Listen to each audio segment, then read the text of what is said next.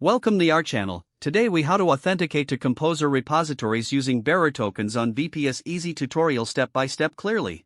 To authenticate to Composer repositories using bearer tokens on your VPS, start by accessing your VPS via SSH. Use your preferred terminal and enter the command to connect to your server. Once logged in, ensure that Composer is installed on your VPS. If Composer is not installed, follow the official Composer installation guide. Now, you will need to create a new bearer token for authentication. Navigate to the repository hosting service you are using, such as GitHub or GitLab. In your account settings, locate the section for creating personal access tokens. Generate a new token and select the appropriate scopes for your repository access. Copy the generated bearer token, making sure to keep it secure.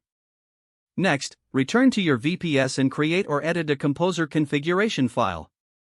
You can do this by navigating to your project directory or the global Composer config directory. To edit the Composer configuration, run the command to open the configuration file in your favorite text editor.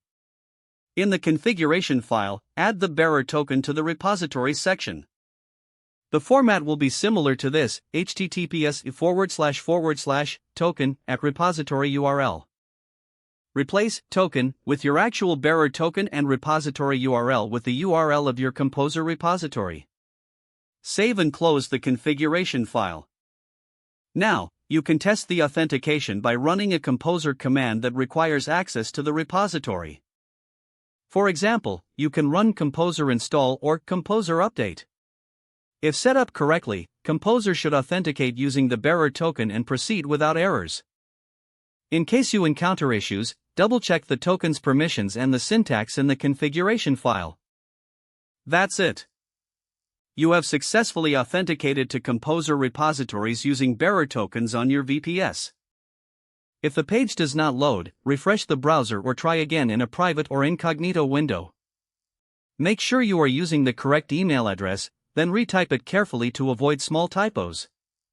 If your password is not accepted, use the reset option and create a new strong password you can remember. Check your spam folder for verification or security emails, then complete any requested confirmation steps.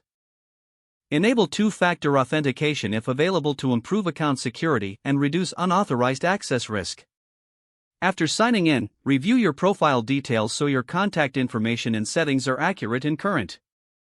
Don't forget to like this video and subscribe to our channel for more step-by-step tech guides.